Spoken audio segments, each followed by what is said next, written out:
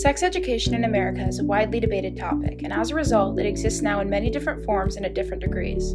The center of the debate is around whether sex education should be required in public schools across the United States, or whether abstinence education should be taught instead. In a world where sex seems to constantly be a topic of conversation and entertainment, but also in day-to-day interactions, it's surprising that not every student in America will be educated about it. Currently, states have varying requirements for sex education courses in public schools.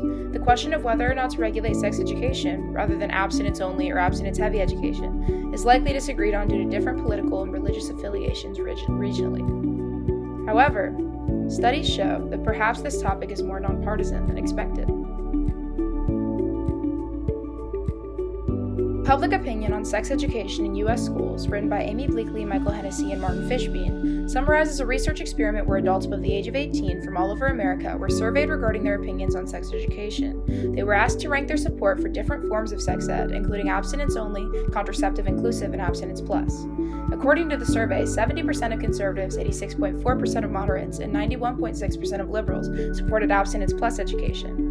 51.2% of conservatives supported condom instruction, as well as over 70% of moderates and liberals. The survey also showed that of the people who attended a religious service anywhere from once a year to once a week, the majority agreed with condom instruction and opposed abstinence-only education. Among the most religious respondents, abstinence-only and abstinence-plus received equal levels of support. The majority of Americans surveyed, regardless of religion or political affiliation, agree that more comprehensive sex education should be taught in schools.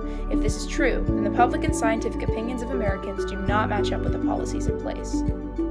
According to Abstinence-Only Education and Sex Education in the U.S., written by Linda Lowen, sex education is only mandated in 24 states, which is less than half, though some of these states require HIV education. Only 18 states require contraception be discussed in sex education courses.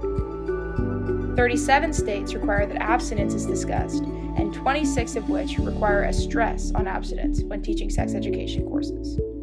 The majority of states do not require students to learn about condoms and do require students to learn about abstinence, yet according to the previously referenced survey, the majority of Americans agree that abstinence is not a sufficient form of sex education and that condom instruction is necessary.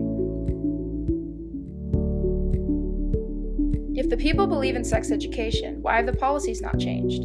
A possible explanation might be that abstinence education works, and there is no need to reform the policies in place because they've shown to be effective.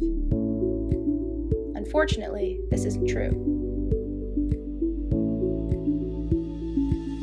Lowen states that of the 9 states with absolutely no sex education or HIV education mandates, 5 of them rank in the top 12 states with the highest teenage birth rates, and 4 of them rank in the top 6. Additionally, public opinion on sex education in U.S. schools includes that students who took abstinence pledges used condoms less when they did become sexually active, or substituted vaginal sex for oral or anal sex, still attaining the same rates of STDs as the non-pledgers. Abstinence education is statistically ineffective.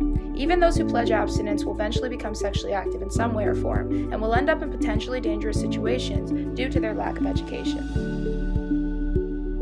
While abstinence may be encouraged by high schools, it is directly opposed by high school culture. An article published by the BBC, Do Young People Feel Pressured to Have Sex?, compiles quotes from students at a high school in Britain. While the topic of sex education is focused on American public schools, British teenage culture is generally very similar to American culture. Beth talks about how teen shows like Skins encourage teens to have sex, and Cezali talks about how he feels that it's more of a norm to not be a virgin in high school nowadays.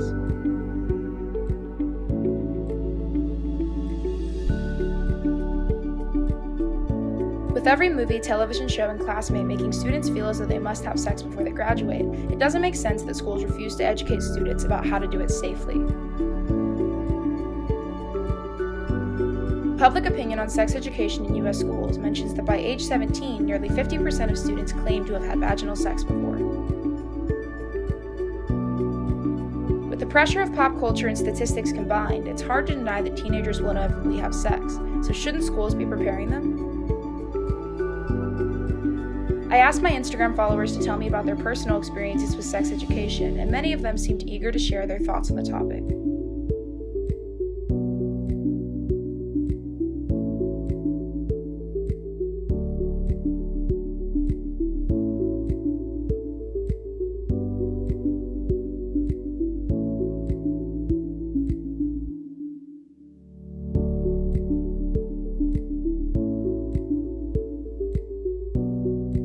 The American sex education system is not sufficient. Many high schools across the United States refuse to address simple contraception methods and stress abstinence, despite the fact that the general public seem to agree with more comprehensive sex education. Teenagers feel the pressure of television shows and movies, their peers, and their own bodies to partake in sex acts. Even those who abstain throughout high school will most likely become sexually active eventually, in which case they will need to know about what protective measures to take. The policies in place in many states are statistically ineffective, resulting in high rates of teen pregnancies and STDs. With the internet available to nearly every young person, it's hard to argue that the topic of sex is too inappropriate to talk about in schools. Students shouldn't have to take it upon themselves to learn about their bodies. Schools need to do what they were made to do.